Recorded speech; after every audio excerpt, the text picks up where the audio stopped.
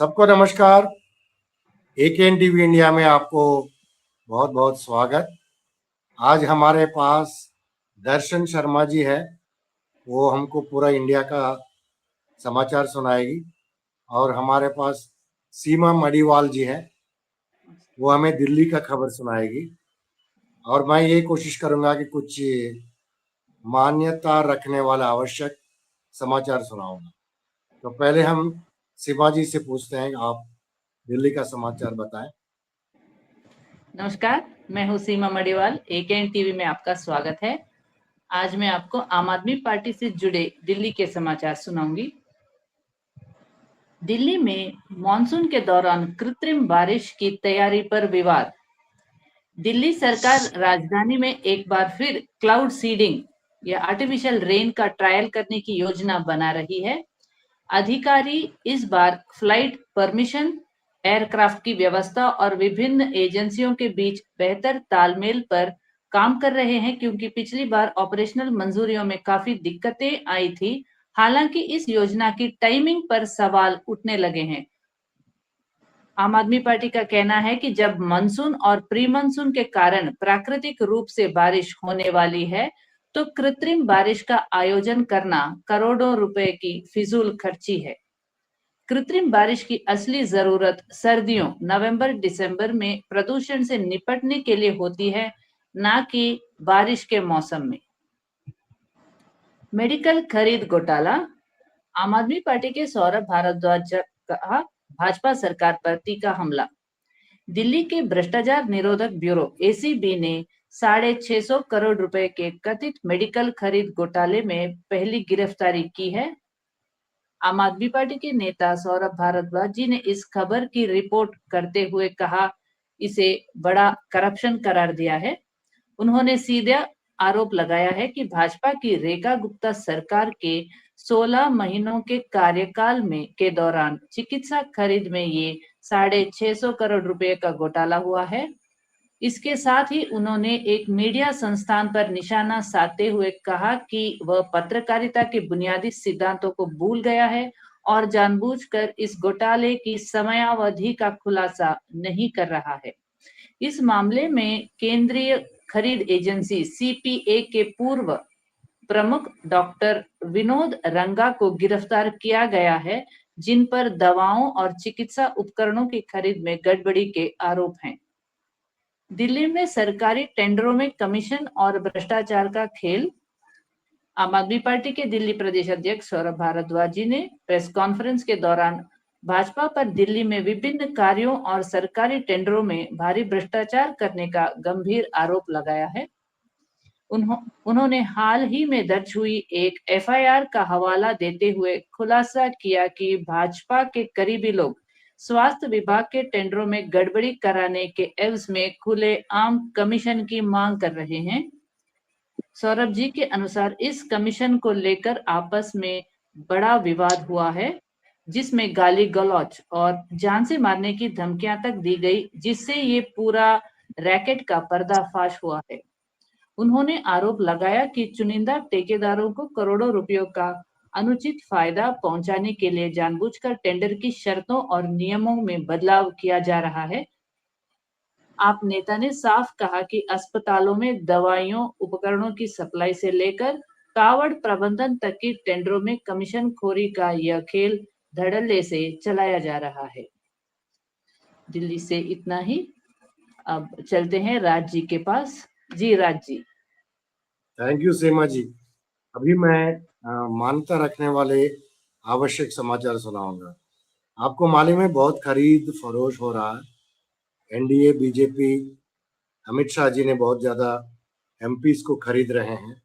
Already वो बंगाल में खरीद चुके हैं और अभी सुनने में आया कि शिवसेना का यूबीटी का भी एमपीज को खरीद चुका है। तो हम अभी ये देखेंगे कि लोकसभा में क्या इन लोगों का पार्लियामेंट में पूरा मेजॉरिटी मिल रहा है, 2/3 मेजॉरिटी।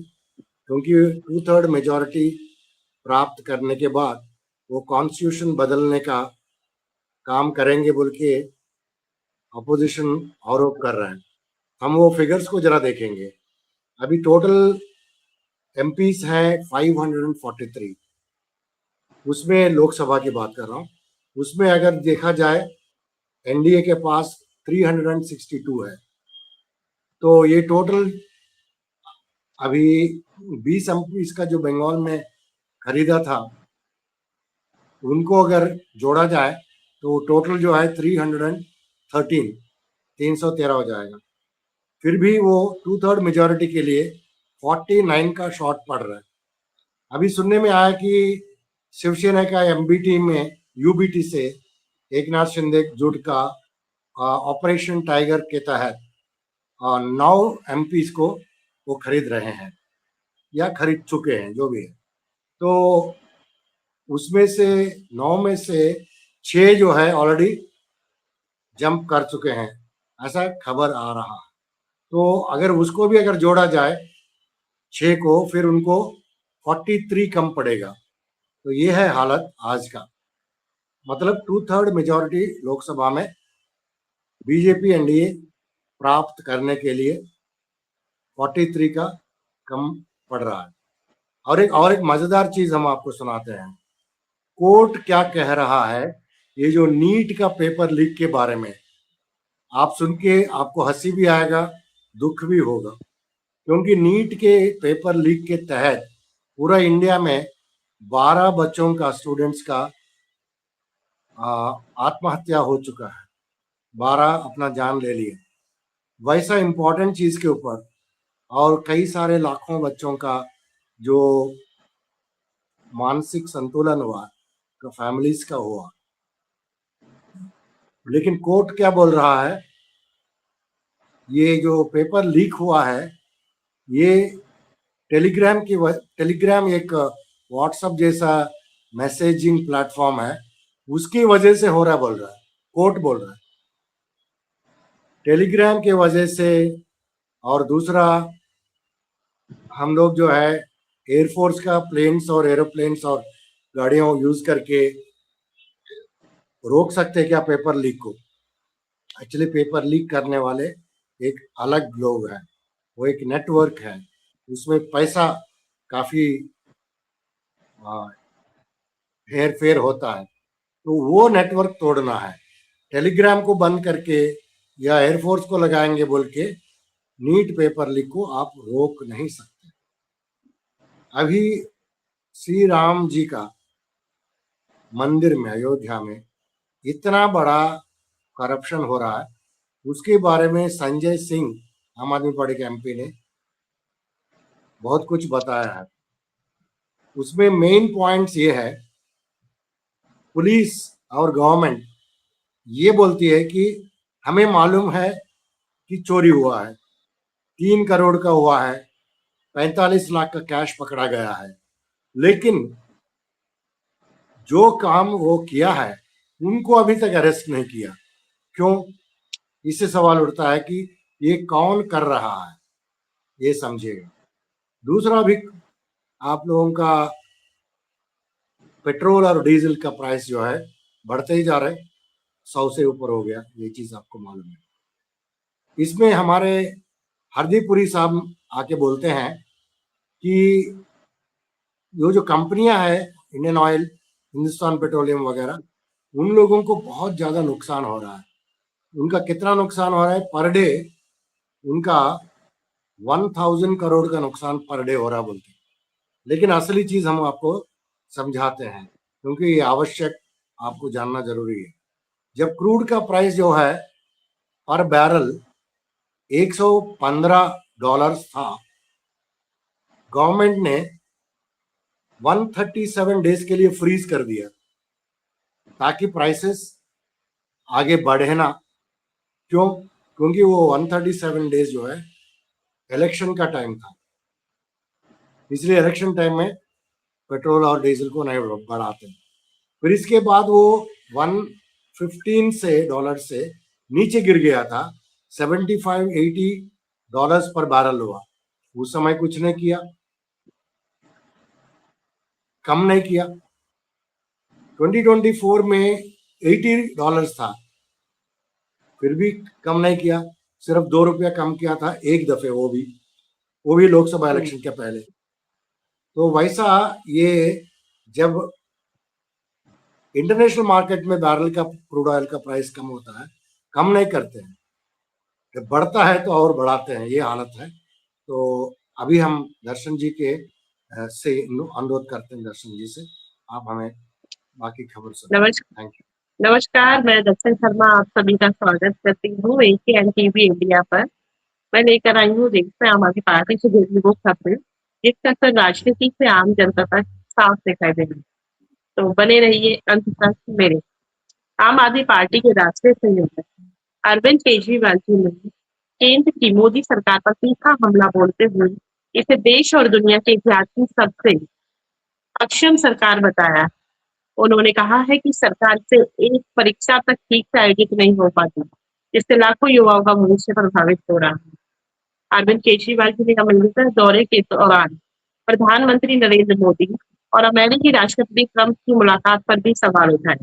उन्होंने कहा कि ट्रंप के कार्यकाल में 3 निर्दोष भारतीयों की जान चली गई, लेकिन प्रधानमंत्री मोदी ने इस गंभीर मुद्दे पर कड़ा विरोध दर्ज करने की बजाय उनकी तारीफ करने को प्राथमिकता दी। केजरीवाल जी ने कहा कि एक मजबूत प्रधानमंत्री भारत के सम्मान और नागरिकों की सुरक्षा के लिए खड़ा होता है, उन हत्याओं पर बिना शर्त माफी की मांग करता है और देश का पक्ष मजबूती से रखता है। उन्होंने प्रधानमंत्री मोदी को संबोधित करते हुए कहा कि प्रधानमंत्री जी, ट्रंप को ऐसे जवाब दिया जाता है, उनके सामने भीगी बिल्ली बनकर नहीं बैठते, देश की बेइज्जती नहीं कर पाते। आम आदमी पार्टी के राज्यसभा सांसद संजय सिंह जी ने अयोध्या में राम मंदिर ट्रस्ट द्वारा की गई कथित भूमि खरीद को लेकर गंभीर सवाल उठाए हैं। उन्होंने कहा है कि राम मंदिर से जुड़े ऐसे मामलों के सामने आए हैं जिन्हें सुनकर लोग हैरान हो जाएंगे। संजय सिंह जी ने बताया कि मुख्यमंत्री योगी आदित्यनाथ को उस बयान का हवाला दिया जिसमें उन्होंने कहा था कि यदि किसी के पास साक्ष्य है तो उन्हें एसआईटी को सौंपा जाए। इस पर सांसद संजय सिंह जी ने कहा कि वह भूमि खरीद से जुड़े दस्तावेज और साक्ष्य एसआईटी को सौंपना चाहते हैं तथा मुख्यमंत्री कार्यालय से एसआईटी अधिकारियों की जानकारी उपलब्ध कराने की मांग करते हैं। सांसद संजय सिंह जी ने आरोप लगाया कि राम भक्तों की आस्था के नाम पर बड़े पैमाने पर वित्तीय अनियमितताएं हुई हैं। राम मंदिर दान मामले को लेकर आम आदमी पार्टी का विरोध प्रदर्शन 21 जून को विक्षाधन कार्यक्रम। उत्तर प्रदेश में आम आदमी पार्टी ने भगवान श्री राम के नाम पर श्रद्धालुओं द्वारा किए गए दान में कथित अनियमितताओं और भ्रष्टाचार के विरोध में 21 जून यानी कल पूरे प्रदेश भर में भिक्षाटन कार्यक्रम आयोजित करने की घोषणा की है। पार्टी के अनुसार इसी अभियान के तहत कार्यकर्ता विभिन्न जिलों के प्रमुख चौराहों पर प्रतीकात्मक रूप से भिक्षाटन करेंगे और 442 रुपए का प्रतीकात्मक चेक तैयार कर उसे चंपत 420 के नाम पर भेजेंगे। आम आदमी पार्टी का कहना है कि राम भक्तों की आस्था से जुड़े धन के उपयोग को लेकर उठ रहे सवालों की निष्पक्ष जांच होनी चाहिए और जिम्मेदार लोगों को जवाब देना चाहिए। यह कार्यक्रम 21 जून 2026 रविवार को प्रदेश भर के सभी जिलों के प्रमुख चौराहे पर आयोजित किया जाएगा। पार्टी ने इस अभियान के माध्यम से कथित दान घोटाले के खिलाफ जनता की आवाज बुलंद करने की बात की है। पंजाब के मुख्यमंत्री भगवंत मान जी ने मीडिया संस्थान अनम्यूट के कार्यक्रम में राज्य सरकार की उपलब्धियों और चुनौतियों पर विस्तार से बात की। उन्होंने कहा कि जब उनकी सरकार बनी थी तब सिंचाई, स्वास्थ्य, बिजली और शिक्षा जैसे बुनियादी क्षेत्रों की स्थिति बेहद चुनौतीपूर्ण थी। गुजरात युवा मोर्चा में नई नियुक्तियों की घोषणा। आम आदमी पार्टी के गुजरात प्रभारी गोपाल राय जी, प्रदेश अध्यक्ष ईशुदान गढ़वी जी और प्रदेश संगठन महामंत्री मनोज सौरठिया जी के निर्देशानुसार आम आदमी पार्टी गुजरात युवा मोर्चा में नई नियुक्तियों की घोषणा की गई है। जम्मू कश्मीर से आप नेता महराज मलिक जी ने भाजपा पर तीखा हमला बोलते हुए कहा है कि भाजपा न तो धर्म और न ही देश है। उन्होंने आरोप लगाया कि भाजपा एकमात्र ऐसी पार्टी है जो धर्म को भी राजनीति से अलग नहीं रखती और उसका राजनीतिक लाभ के लिए इस्तेमाल करती रहती है। हरियाणा में कानून व्यवस्था पूरी तरीके से फेल। महिलाएं और पुरुष दोनों हैं सुरक्षित। आम आदमी पार्टी के वरिष्ठ नेता अनुराग ठांडा जी ने हरियाणा की कानून व्यवस्था को लेकर भाजपा सरकार पर गंभीर सवाल उठाए। उन्होंने कहा कि प्रदेश में महिला की सुरक्षा तो खतरे में है ही, अब पुरुषों की इज्जत भी सुरक्षित नहीं रह गई है। तो ये थी देश की कुछ खास खबरें जिस पर आम आदमी पार्टी ने बयान दिए हैं। या, मेरे साथ अब तक जुड़े रहने के लिए आप सभी का बहुत बहुत धन्यवाद। कल फिर मिलेंगे एकेएन टीवी इंडिया पर नई खबरों के साथ। जय हिंद, जय भारत।